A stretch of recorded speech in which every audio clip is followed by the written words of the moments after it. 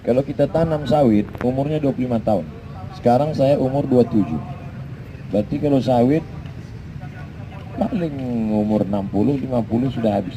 Tapi kalau kita tanam kurma, kurma umurnya 100 tahun.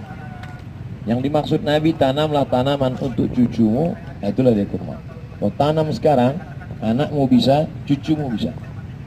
Dua, kalau kau tanam sawit, harga sawit 1.500. Sekarang 800, Pak Mahmud. Turun. Makanya yang bertanam sawit bertambah kerut wajahnya.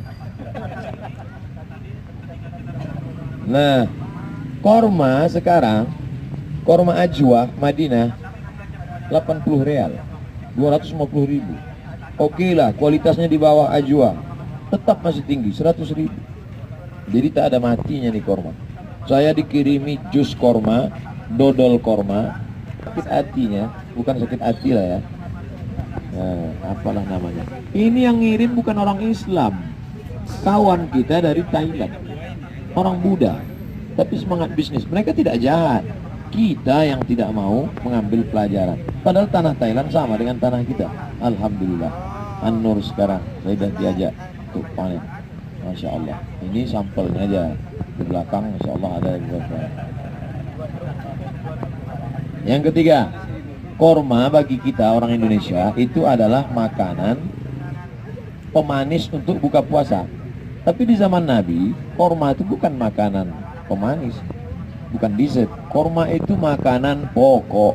Makanya membayar zakat fitrah dengan korma. Makan aja korma itu 7 butir dengan air zam-zam. Man tasabbaha, siapa yang makan korma ajwa 7 butir, diselamatkan dari racun, diselamatkan dari setan. Siapa yang tak percaya hadis ini, makan 7 butir korma ajwa. Nah, habis itu kalau ada dukun-dukun santet, seluruh ini nanti coba santet. Hadis Nabi SAW. Oleh sebab itu maka ini penting sekali. Saya sudah diajak penanaman korma di Barbate. Untuk wakafnya saja 1.500 pokok. Nanti kalau berbuah itu di Barbate Aceh, turun dari airport Aceh langsung Ahlan wa sahlan Maulana dari kantor gubernur. Masya Allah, tabarakallah. Ini kita sedang cerita pokok korma Pak Maulana. Mudah-mudahan nanti di Riau ini sawit-sawitnya berganti korma, insya Allah. Nanti orang datang ke Pekanbaru wisata religi, turun dia dari pesawat langsung melihat pondok Al-Quran. Itulah dia Purna MTQ yang sekarang jadi tempat show musik dangdut. Kita mau itu tidak lagi menjadi tempat orang anak muda malam-malam ngebut. Dia jadi menjadi tempat Quran. Dari mulai TK Quran sampai kemudian Iqra, sampai kemudian tafsirnya Dr. Mustafa, sampai kiroatnya, sampai kaligrafinya, semua anak-anak Riau yang hebat-hebat Quran bermarkas nanti di Purna MTQ itu insya Allah. Pak Gubernur sudah bicara tentang itu. Dan kemudian pula datang mereka turun dari pesawat airport langsung, lalu kemudian sama seperti kita waktu di Madinah dibawa ke tempat kebun korma. Nah ini mimpi ke depan. Orang yang tidak pernah bermimpi, dia tidak akan pernah melihat mimpi menjadi kenyataan. Orang sekarang makan nasi. Ada buku namanya Ajaibul Atbaq wal Asfar, seorang wartawan dari Mesir. Dia keliling dunia, maka yang dia tulis adalah makanan-makanan. Saya sampai ke sini makan ini, sampai ini makan ini. Di buku itu dia cerita, saya paling bingung menengok orang Indonesia bisa makan nasi 3 kali sehari. Makan pagi, makan siang, makan malam. Letoy, lemak, lesu, lunglai.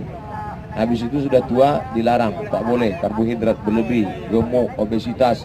Kemudian pula saya kemarin jumpa jenderal di Jakarta, Ustadz Somad, kalau mau sehat jangan makan nasi. Saya sudah lama tak makan nasi, sehat, fit Pak Ustadz, kata dia.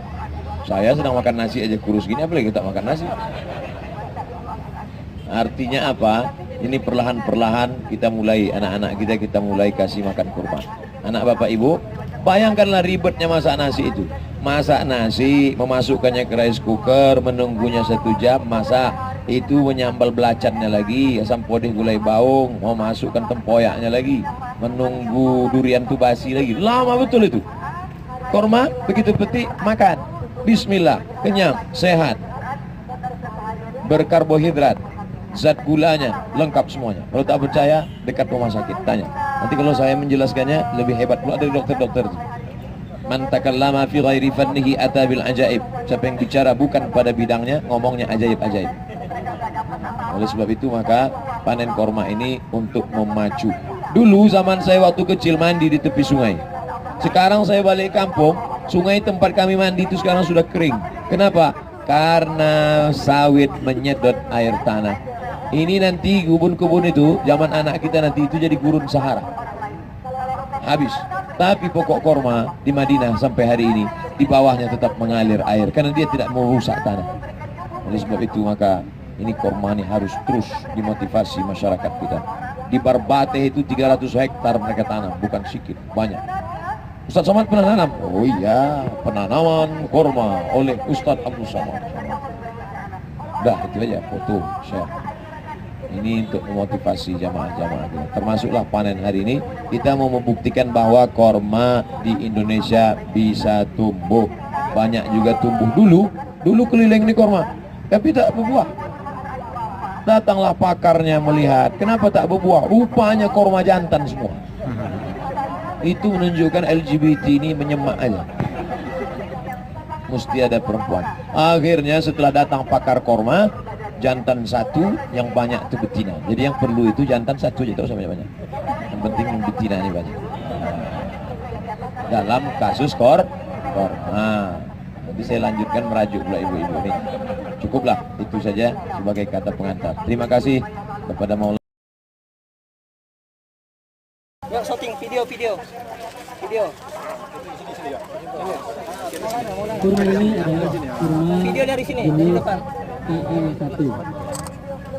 Dengan mengucap usianya Bismillahirrahmanirrahim, panen kebun korma di Taman Masjid An-Nur, Raya An-Nur. Semoga menjadi motivasi bagi kaum muslimin muslimat. Kami bersama Bapak Gubernur Riau diwakili oleh Maulana dan Bapak Kantor Kementerian Agama Pak Haji Muhammad Saman dengan mengucapkan takbir 3 kali. Allahu Akbar, Allahu Akbar, Allahu Akbar. yang sangat genjang karena umur 8 bulan sudah mulai berbuah. Alhamdulillah.